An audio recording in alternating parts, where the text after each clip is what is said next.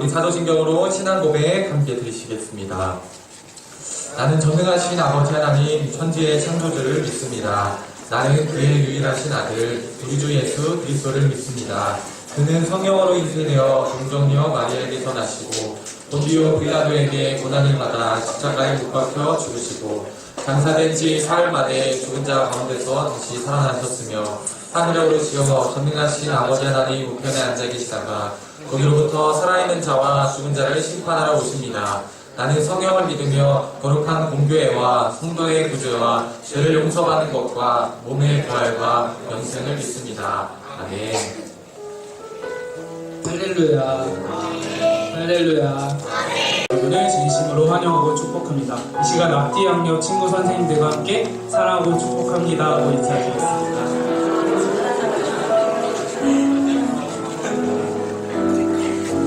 저번 주에 이 자리에서 찬양을 하면서 1학년 친구들을 딱 봤는데 긴장을 해서 그런지 표정이 되게 무서웠어요. 오늘 율동곡들이 있는데 1학년 친구들도 같이 웃으면서 따라해 주셨으면 좋겠습니다. 찬양하시겠습니다.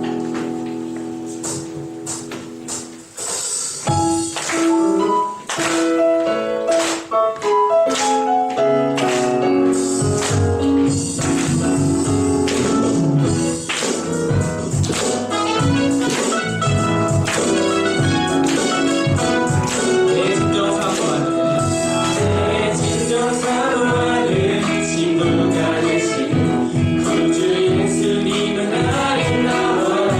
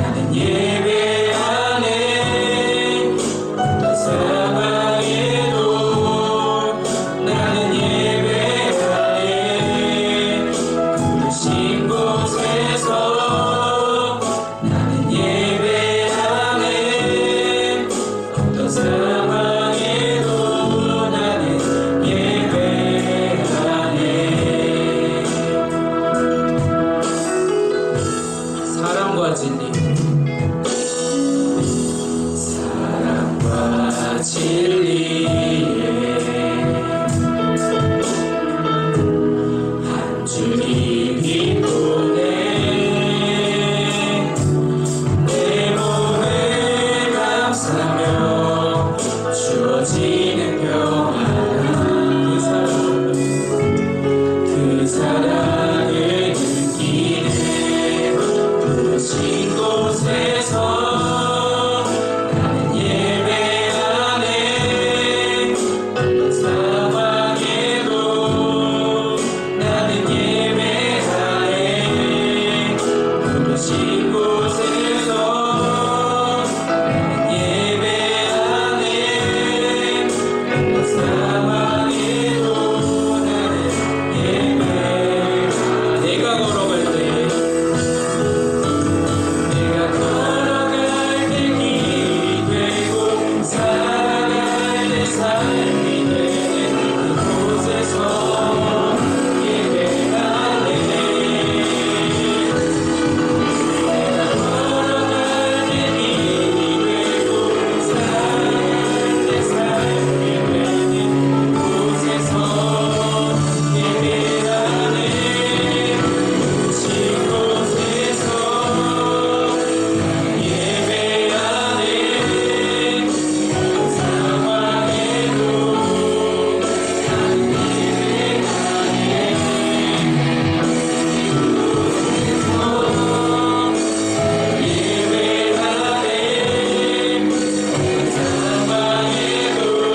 나는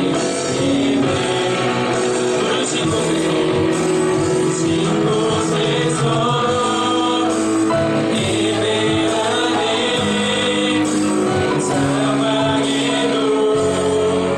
나는 예배하네 부르신 곳에서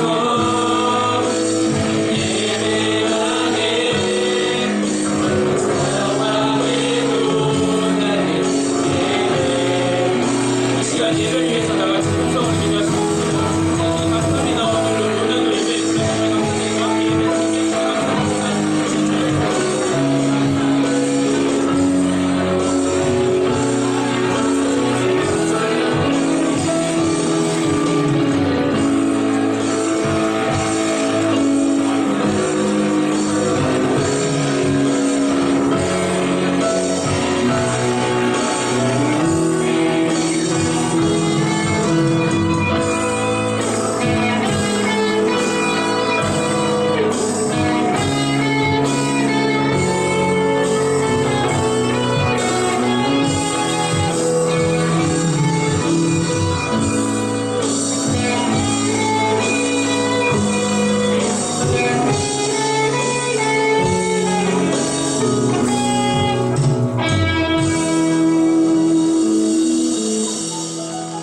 하겠습니다. 사랑이 많으신 주님, 오늘 이 예배에 나오게 해주셔서 감사합니다.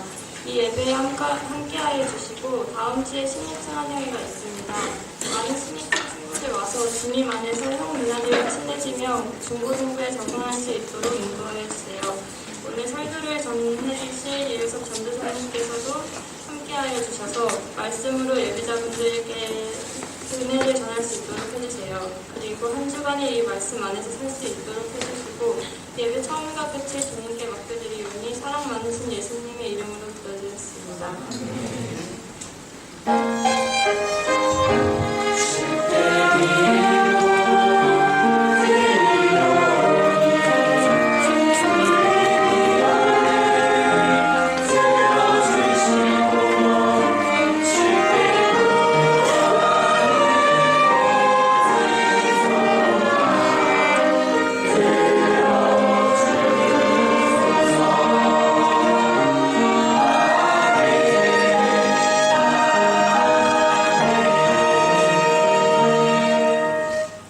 내가 만일 내 입으로 예수를 주로 시인하며 또 하나님께서 그를 죽은 자 가운데서 살리신 것을 내 마음에 믿으면 구원을 받으리라.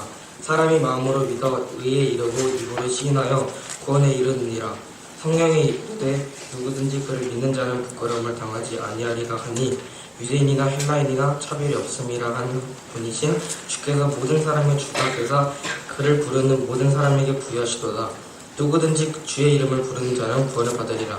이는 살아계신 하나님의 말씀입니다.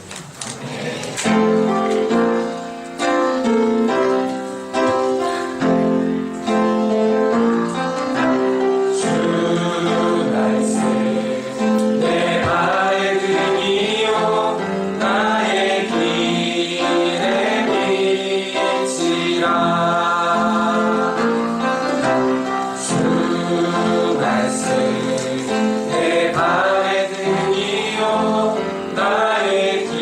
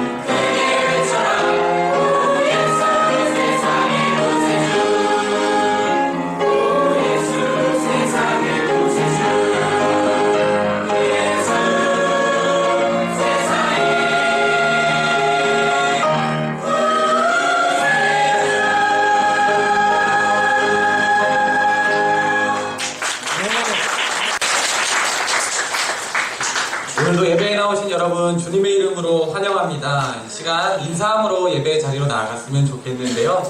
주변에 있는 친구들 얼굴을 보시고 오늘 인사할 때는 그렇게 한번 인사해 보겠습니다. 자, 주변에 있는 친구들 얼굴 눈을 마주쳐 보세요. 눈을 마주치고 안 하는 친구들이 있어요. 우리 중1 친구들은 이 시간이 되게 어색한 것 같아서 못하는데 언니 오빠들 보세요. 형 누나들 되게 잘하거든요. 자, 눈을 마주치면서 인사할 때 그렇게 한번 인사해 보겠습니다. G2K 가즈아 이렇게 한번 인사해 보겠습니다.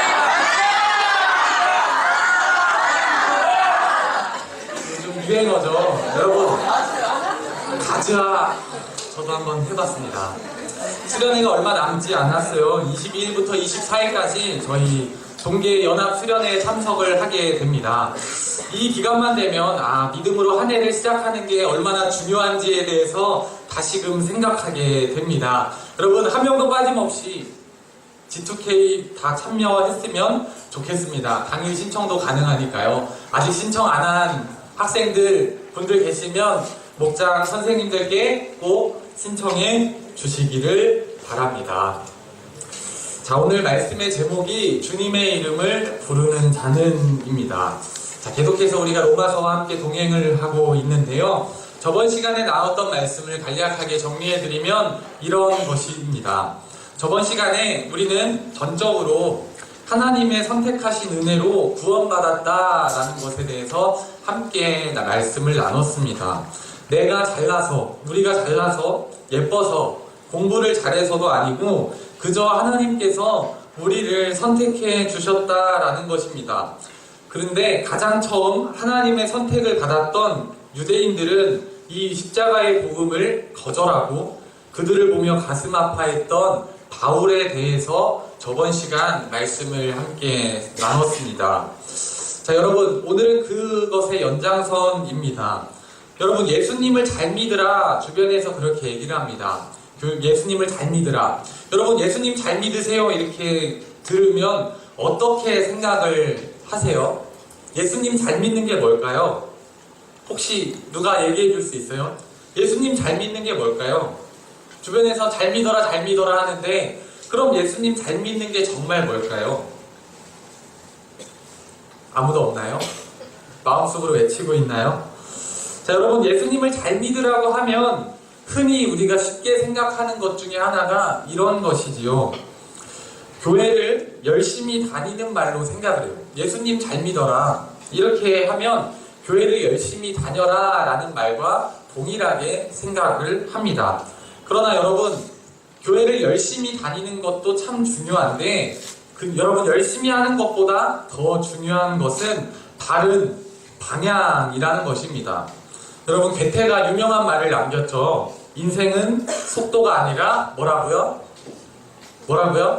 방향이다 라는 말을 여러분 상식이니까 꼭 기억해 두세요. 인생은 속도가 아니라 방향이다 라는 유명한 말을 남겼습니다. 이 말에 대해서 설교 자료를 준비하면서 찾아보다가 재미난 글을 봤어요. 이 말, 인생은 속도가 아니라 방향이다 라는 이 말에 어떤 한 이과생이 이렇게 대답을 했다고 해요. 속도는 속력과 방향을 합친 벡터값입니다. 방향을 이미 내포하고 있죠. 속력으로 고쳐야 합니다. 이렇게 했대요. 자, 이 댓글을 쭉 읽어보니까 이과, 문과 찬반 논쟁이 막 많이 벌어졌어요. 보니까 이런 댓글들이 있어요. 문무룩 막 이런 것도 있고 문송합니다. 문과여서 죄송합니다를 줄임말인 것 같아요. 아니면 아몰랑 이과 없어져. 문과 망했으면 좋겠다. 뭐 이런 댓글들이 많이 달려있는 것을 봤습니다. 자, 여러분 우리가 아무리 열심히 산다고 해도 방향을 잃은 열심은 쓸데없는 열심이 되어버리고 맙니다. 우리가 열심히 교회를 다녀도 하나님에 대해서 그리고 이 복음에 대해서 우리가 정확하게 알지 못하면 방향을 잃은 신앙인이 되고 만다라는 것입니다. 오늘 본문의 유대인들이 바로 그런 사람들이었습니다. 유대인은 하나님을 열심히 섬겼던 민족입니다. 그런데 그들은 십자가의 복음을 거절하고 예수님을 부인했습니다. 그 이유가 무엇이었을까요? 우리가 읽었던 본문 앞전에 10장 2절 말씀에 보면 이렇게 바울은 이야기하고 있습니다. 내가 증언하노니 그들이 하나님께 열심히 있으나 올바른 지식을 따른 것이 아니니라. 분명히 사도 바울은 유대인에 대해서 그들은 열심은 있는데 제대로 된 올바른 지식을 가지고 믿는 것이 아니다라고 이야기하고 있습니다. 예수님을 믿어도 열심히만 믿지 제대로 된 복음을 우리가 알지 못하면 우리도 유대인처럼 되고 만다라는 것입니다. 여러분, 하나님은 유대인들에게 율법을 주셨습니다. 이 말은 하나님 앞에 나아오려면 어떤 의로움을 가지고 나와야 하는지 하나님께서 가장 처음 유대인들에게 가르쳐 주셨다라는 것입니다. 그래서 유대인들은 이 의로움을 매우 중요하게 여겼어요. 말씀을 지키고 말씀에 어긋난 행동을 하지 않으려고 매일매일 노력하면서 말씀을 지키며 살려고 노력했던 사람들입니다. 하나님께 나아가려면 내 안에 죄가 있어서는 안 되고 내가 의로워야지 그 의로움으로 하나님께 나아갈 수 있다고 생각했으니까 율법을 잘 지키기 위해서 애썼던 것이 유대인들이라는 것입니다. 반면에 이방인들은 하나님이 주셨던 이 율법을 알지 못했어요. 말씀을 바로 받은 사람들이 아니기 때문에 겨우 양심 수준의 의로움을 가지며 살았다라는 것입니다. 뚜렷한 율법의 기준이 이방인들에게 없으니까 죄가 죄인 줄 모르고 막 살았던 것이 이방인들의 모습입니다. 자, 그런데 성경을 보면 하나님께서는 우리가 율법을 지켜서 의로워질 수 없다는 사실을 아시고 믿음으로 의로워지는 길을 열어주셨다라는 것입니다. 여러분 중에 성경에 있는 하나님의 말씀을 다 지켜서 행할 수 있는 사람이 혹시 계세요? 분들이 계세요? 아마 없을 거예요. 성경에 보면 하나님께서 하지 말라, 뭐 이렇게 해라 라고 가르쳐 주신 말씀이 참 많은데 아무도 그 율법의 기준에 미치는 사람은 없을 거예요. 그렇기 때문에 우리가 하나님의 말씀만을 지켜서 의로워질 수 없다는 것을 하나님께서 아시고 대신 우리가 하나님의 말씀을 지켜서 의로워지는 것이 아니라 우리가 믿음으로 의로워질 수 있는 새 길을 열어주셨다라는 것입니다. 그러니까 이것이 율법이 아니라 우리가 예수님을 믿기만 하면 하나님의 의를 힘입게 되는 십자가의 복음을 우리 가운데 주신 것이에요. 그러니까 이런 말씀입니다. 나는 의롭지 못해요. 우리는 죄인입니다. 용서받은 죄인이라고 이야기를 하죠. 우리 안에는 더러움도 있고 추악함도 있고 죄의 습성들이 있어요. 의롭지 않아요. 그런데 우리를 위해서 돌아가신 예수님을 믿을 때, 예수님을 우리가 주님으로 고백할 때 그 흠없고 순전하신 예수님의 의로움이 우리를 감싼다라는 것을 말하는 것이에요. 내가 원래 의로워서 의로워진 것이 아니라 나는 의롭지 않은데 예수님을 믿는 믿음으로 예수님의 의로움을 우리가 덧입는다라는 것이에요. 그렇게 얘기를 했죠. 사도 바울이 우리는 십자가에서 우리도 날마다 같이 죽는 것이라고 얘기를 했습니다. 우리가 예수님을 믿는다면 나도 예수님과 같이 십자가에 못 박혀서 죽는 거예요. 그럼 나의 그런 죄된 습성도 사라지고 나의 모습도 다 십자가에서 죽은 것입니다. 그런데 이제 우리가 사는 것은 나를 사랑하사 우리를 위하여 자기 자신을 버리신 하나님의 아들을 믿는 믿음 안에 사는 것이다 라고 바울이 이야기했는데 우리도 죽고 예수님도 죽었는데 예수님이 부활하시면서 우리 부활하신 예수님의 생명으로 사는 거예요. 그러면 우리 안에 예수님이 계시기 때문에 내가 깨끗해서 의로운 것이 아니라 내 안에 예수님이 계시기 때문에 우리가 의롭게 됐다라는 것을 사도 바울은 소개하고 있는 것입니다. 여러분, 우리는 이것을 은혜라고 부릅니다. 그러자 상황이 완전히 바뀌었습니다. 하나님의 의를 모르던 이방인들은 예수 그리스도의 십자가 복음을 기쁨으로 받아들이기 시작했어요. 그리고 예수님을 믿음으로 의롭다 하는 구원의 은혜를 이방인들이 누리게 되었다라는 것입니다. 자, 앞장 9장 30절 말씀 보면 이렇게 이야기를 합니다. 그런즉 우리가 무슨 말을 하리요? 의를 따르지 아니한 이방인들이 의를 얻었으니 곧 믿음에서 난 의요 라고 이렇게 이야기를 합니다. 자, 믿음을 가지고 이루어졌다. 이방인들이 율법은 없지만 믿음을 가지고 이루어졌다라고 사도 바울이 분명히 이야기를 했어요. 자, 그렇다면 문제는 유대인들입니다. 이방인들은 믿음으로 이루어졌습니다. 우리도 복음을 전해들은 이방인으로서 믿음으로 하나님 앞에 의로워질 수 있어요. 자, 그렇다면 유대인들입니다. 문제는 그들은 믿음으로 얻는 하나님의 의를 거부하고 끝까지 율법만을 고집했던 사람들입니다. 그래서 예수님을 거부하게 되었습니다. 여러분, 우리는 예수님을 믿을 때, 예수님을 가리켜서 부를 때 뭐라고 얘기를 하나요?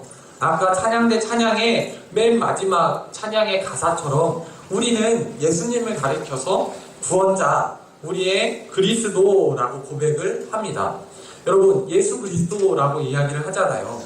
수련회 때 목사님께서 잘 가르쳐 주셨잖아요. 예수 그리스도 이렇게 잘 얘기를 해주셨는데, 그리스도가 무슨 뜻이냐면 나의 구원자라는 뜻이에요. 그래서 예수 그리스도를 다시 말하면 예수님이 나의 구원자 되십니다 라고 말하는 것이지요. 자, 우리는 예수님을 믿으면 구원을 받습니다. 그런데 우리의 구원자이신 예수님은 유대인들에게는 오히려 걸림돌이 되었습니다. 왜냐하면 그들은 예수님을 믿는 믿음으로 이루어지는 것이 아니라 예수님 필요 없어, 예수님 없어도 우리가 말씀을 잘 지키기만 하면 내가 의로워질 수 있다라고 얘기를 했기 때문에, 생각했기 때문에 예수님은 오히려 걸림돌이 되고 만 것입니다. 왜냐하면 그들에게는 믿음이 없기 때문이에요. 믿음으로 이루어지는 이 복음을 거절했기 때문이에요. 여러분, 율법적인 생활에 믿음이 필요할까요? 내가 그냥 이것을 잘 지키기만 하고 성경에 써있는 거 잘 지키기만 하면 내가 의로워지는데 믿음이 필요할까요? 믿음이 필요 없어요. 유대인들은 이 믿음이 없기 때문에 십자가의 복음을 거절한 것이에요. 그저 내가 내 노력과 열심으로 율법을 잘 지키기만 한다면, 하나님이 요구하시는 것들을 잘 지키기만 한다면 나는 의로운 사람이라는 것입니다. 이것이 유대인들의 율법적인 신앙입니다.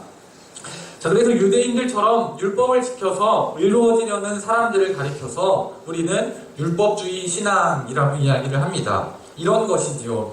나는 주일에 예배를 드렸으니까 나는 하나님 보시기에 괜찮은 사람이야. 내가 기도했으니까 하나님이 소원을 들어주실 거야. 내가 주중에 성경을 읽었으니까 나는 믿음이 좋은 거겠지? 이렇게 생각하는 것이 일종의 율법주의 신앙이 될 수 있다는 것입니다. 예수님을 믿는 우리에게도 충분히 일어날 수 있는 일들입니다. 믿음 생활을 해야 되는데, 믿음을 가지고 하나님 앞에 나아가야 되는데, 믿음이 어느새 사라지고 열심만 남아버린 것이 이 율법주의 신앙입니다. 하나님을 믿는 믿음으로 우리가 나아가야 되는데, 어느 순간 믿음이 사라지고 교회를 다니는, 성경을 읽는, 기도하는 열심만 우리 안에 남아있게 되는 것입니다. 그래서 우리가 신앙생활을 열심히 해야지 하나님께서 우리를 사랑하고 축복해 주신다고 믿는 것입니다. 여러분, 그러면 이렇게 질문할 수 있어요. 열심히 교회 다니면 하나님이 기뻐하실 것이라는 생각이 율법적인 잘못된 생각인가요? 라고 질문을 할 수 있어요. 뭐가 잘못된 건지 모르겠어요. 내가 열심히 다니면 하나님이 기뻐하실 텐데 이게 뭐가 잘못됐나요? 라고 얘기할 수 있을 것입니다. 이 부분이 참 애매합니다. 우리가 교회를 열심히 다니고 하나님이 요구하시는 것들을 잘 지켜 행하면 하나님께서는 분명 기뻐하십니다. 그런데 우리는 그 저변에 깔려있는 동기를 잘 살필 수 있어야 됩니다. 설교를 준비하면서 이것을 여러분들께 어떻게 쉽게 설명해야 될까 고민을 하던 중에 유기성 목사님의 종과 아들의 비유에 대해서 말씀하신 것을 듣고 통찰을 받게 되었습니다. 자, 이런 것이죠. 한번 들어보세요. 아들과 종이 있습니다. 여러분, 누가 더 집안일을 열심히 할까요? 아들이랑 종이 있어요. 누가 더 열심히 집안일을 할까요? 종이 더 열심히 하겠지요. 종이 열심히 하는 밑바탕에는 어떤 마음이 있냐면 두려움이 있습니다. 언제나 주인의 눈치를 보면서 긴장하는 것이 종의 마음이에요. 일을 잘하면 좋은 평가를 받지만 일을 잘못하면 나쁜 대우를 받으리라 생각하기 때문입니다. 여러분도 만약 열심히 신앙생활하면 하나님이 기뻐하시고 열심히 없으면 하나님이 나를 싫어하시고 버릴 거라고 생각한다면 그것은 우리가 아들이 아니라 종의 마음을 가지고 하나님을 믿는 것이고 아직 우리가 이 복음에 대해서 정확하게 알지 못하는 것입니다. 자, 그러나 여러분 아들은 다릅니다. 아들도 집안일을 열심히 할 수 있어요. 종처럼 똑같이 집안일을 아들도 열심히 할 수 있습니다. 그러나 무섭거나 두려워서 또는 상이나 벌 때문에 그 일을 열심히 하는 것은 아닙니다. 아들은 집안일이 자기 일이기 때문에 또 아버지를 사랑해서 그 일을 열심히 할 수 있다라는 것입니다. 그러나 자기 일을 열심히 하면 아버지가 상을 주고 일을 열심히 하지 않으면 아버지가 나를 버릴 것이라고 생각하지 않습니다. 여러분 그렇지 않아요? 여러분들의 부모님이 집에서 청소 안 하고 빨래 안 하고 방 어지럽힌다고 해서 집에서 쫓아내는 부모님 계세요? 그렇게 생각하지 않잖아요. 내가 집안일을 안 하면, 내가 저녁 먹은 거 설거지 안 하면 나는 우리 엄마 아빠의 자식이 아니야 이렇게 생각하세요? 그렇게 생각하는 사람 없어요. 자녀가 누리는 특권입니다. 물론 부모님 속을 많이 썩이는 자녀도 있습니다. 그렇더라도 그는 여전히 자녀임에는 분명하다, 틀림없다라는 것입니다. 그만큼 여러분 아들과 종은 그 일에 대해서 대하는 마음이 다르다라는 것입니다. 여러분 이것을 우리의 신앙생활에 적용해 본다면 예수님을 우리가 진짜로 믿으면 신앙생활이 무거운 짐이 아니라 예배 그 자체가 기쁨이 된다라는 것입니다. 이것을 우리가 바로 알아야 돼요. 임원단 학생들 또는 교회에서 일을 많이 하는 사람들이 빠지기 쉬운 딜레마가 바로 여기에 있습니다. 교회 다니고 봉사하는 것이 기쁨인데 어느새 믿음이 사라지고 기쁨이 사라지고 열심만 남게 되어서 내가 계속 메말라가는 신앙이 바로 그런 것이에요. 여러분 그런데 우리가 정말 종의 마음이 아니라 아들의 마음을 가지면 예배 그 자체가 우리에게 기쁨이 됩니다.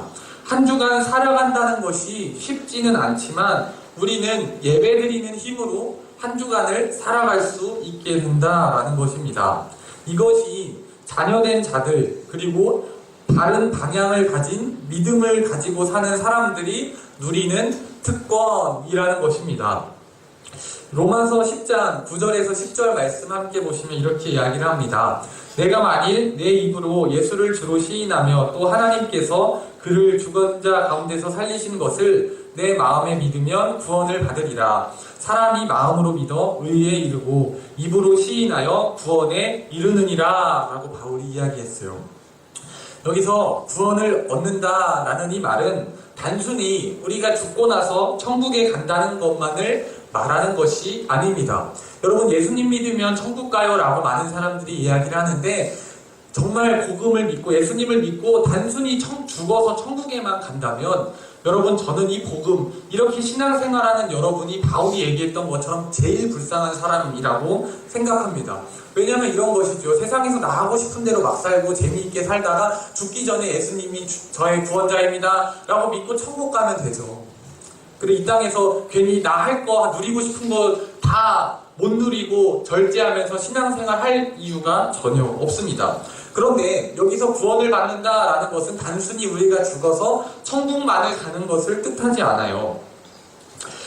예수님을 믿는 순간부터 우리가 억지로 교회를 다니는 것이 아니라 기쁨과 감사가 넘치는 삶이 다시금 시작된다라는 것을 말하고 있는 것입니다. 내가 세상의 가치관을 가지고 세상의 기준을 가지고 살았다면 더 이상 그것이 나를 잡아 가둘 수 없다는 것을 말하는 것입니다.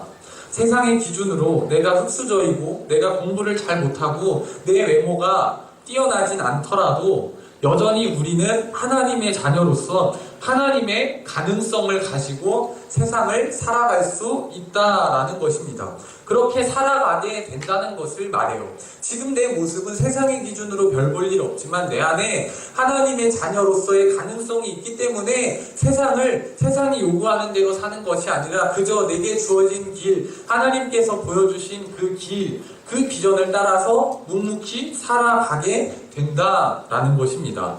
그 살아가는 그 삶의 걸음걸음이 억지로 한 걸음 한 걸음 나아가는 것이 아니라 기쁨으로 그 길을 걸어가게 된다라는 것입니다. 자, 그렇다면 여기서 중요한 것은, 주의해야 할 것은, 내가 정말 하나님의 자녀로 살아가고 있는가, 아니면 내가 종의 마음을 가지고 살아가고 있는가라는 것입니다. 우리의 마음을 잘 살펴야 한다는 것이에요.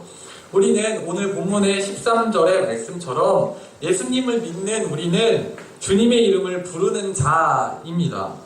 주님의 이름을 우리가 부른다는 것과 하나님을 아버지라고 부른다는 것은 우리에게 자녀의 영, 양자의 영을 주셨고 우리를 하나님께서 자녀 삼아 주신 은혜를 믿는다는 데 있습니다. 자, 그렇게 주님을 믿고 부르니까 우리는 구원을 받게 됩니다. 하지만 내가 율법주의에 빠지지는 않았는지 내 마음을 살펴야 한다라는 것입니다. 여러분, 수련회에 가거나 어느 순간 은혜를 받고 복음이 깨달아져서 뜨겁게 믿으며 살다가도 어느 순간 차갑게 식은 우리 마음을 보게 됩니다. 교회를 다녀도 기쁨도 감사도 사랑도 없고 그저 자리만 채우고 있다면 나도 모르는 사이에 유대인과 같이 종과 같이 되어 있는 것입니다. 내 안에 기쁨과 감사가 없이 믿음이 없이 그저 열심만 남은 모습이겠지요. 여러분, 말씀을 정리합니다. 그래서 우리가 해야 할 것들이 있어요. 여러분들의 삶에 정말 예수 그리스도 때문에, 예수님 때문에 기쁨과 감사와 사랑이 있는지 매 순간마다 우리를 살펴야 합니다. 만약에 여러분 그것들이 사라지고 방향 잃은 열심만 남아 있다면 여러분 주의해야 합니다. 마음이 굳어져서 설교를 들어도 한 귀로 듣고 한 귀로 흘리고 또는 교회에 나오는 것이 무거운 짐처럼 느껴지신다면 우리가 해야 될 것은 오늘 사도 바울이 이야기하는 것처럼 우리는 그럴 때마다 주님의 이름을 부르시기를 바랍니다. 정말 하나님의 함께 하심을 믿고 바라보면서 주님의 이름을 부를 수 있는 여러분들이 되시기를 소망합니다. 그러면 구원을 얻을 것이다 라고 주님께서는 우리에게 분명히 말씀해 주셨습니다. 제가 여러분들께 방법 한 가지를 가르쳐 드릴게요. 매 순간 집에서 기도하라고 이렇게 말은 많이 듣지만 어떻게 기도해야 될지, 어떤 말을 가지고 하나님 앞에 기도해야 될지 모르는 학생들이 대부분일 거라고 생각합니다. 기도는 유창하게 하나님 앞에 말을 많이 늘어놔야지 잘한 기도라고 생각하는 친구들이 있을지도 모르겠어요. 하지만 여러분, 진정한 기도는 내 마음을 담은 한 절 한 절의 고백이라는 것을 여러분들이 기억했으면 좋겠어요. 어떻게 기도해야 될지 모를 때 내 안에 감사와 기쁨과 사랑이 사라지고 그저 교회에 나오는 것이 의무적으로 자리만 채우고 있다면 여러분 그때 돌아가서 주님의 이름을 부르면서 기도하는 여러분 되시기를 소망합니다. 아무 생각이 안 날 때 마음으로 묵상하면서 눈을 감고 주님 이렇게 주님의 이름을 한 번씩 부르짖으면서 마음속에 평안한 마음을 달라고 기도하시기도 하시고 내 안에 잃어버렸던 감사와 기쁨을 주님께서 회복해 달라고 그런 기도를 할 수 있는 여러분들이 되시기를 소망합니다. 함께 계시는 주님께 우리가 믿음으로 나아가야 합니다. 이것을 여러분 매 순간 기억하고 언제 어디서나 주님의 이름을 부를 수 있는 우리 중고등부 한 사람 한 사람이 되시기를 주님의 이름으로 소망합니다. 같이 기도하시겠습니다. 사랑의 하나님 감사합니다. 오늘 로마서 말씀을 통해서 우리 안에 차갑게 식어진 믿음을 돌아보았습니다. 하나님, 우리 안에 자녀로서의 그런 믿음이 아니라 종으로서의 믿음을 가지고 있다면 하나님 그것들 내려놓을 수 있도록 인도하시고 우리가 무너진 그 자리에서 주님의 이름을 부를 수 있는 한 사람 한 사람 될 수 있도록 성령님께서 우리 마음속에 함께하여 주시고 우리 입술 또한 주장하여 주시옵소서. 감사드리며 예수님의 이름으로 기도드렸습니다. 아멘. 이 시간 나에만 받으소서 찬양하시면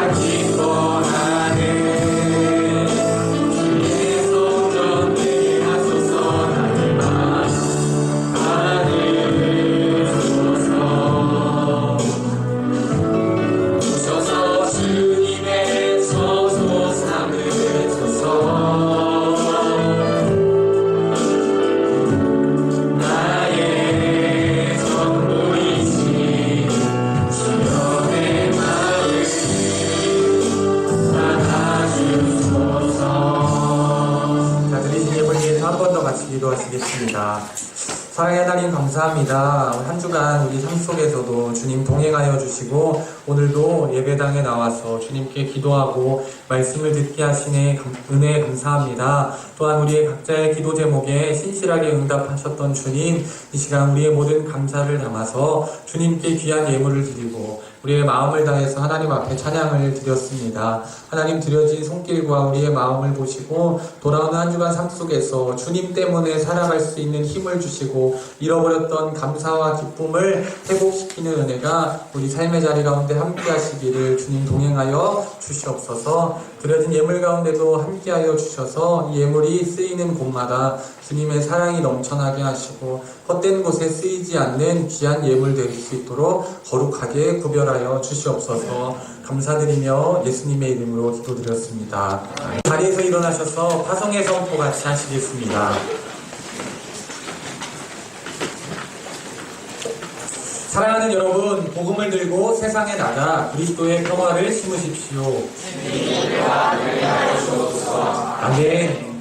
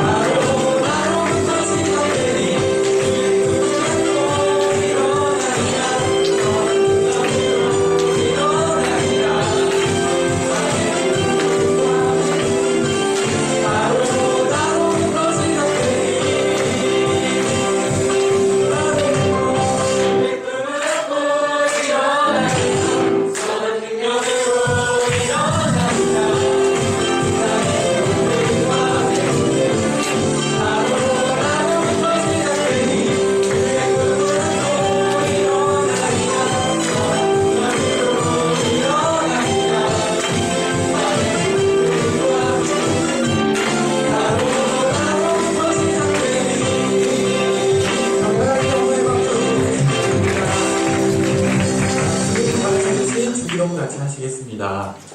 하늘에 계신 우리 아버지, 아버지의 이름을 거룩하게 하시며 아버지의 나라가 오게 하시며 아버지의 뜻이 하늘에서와 같이 땅에서도 이루어지게 하소서.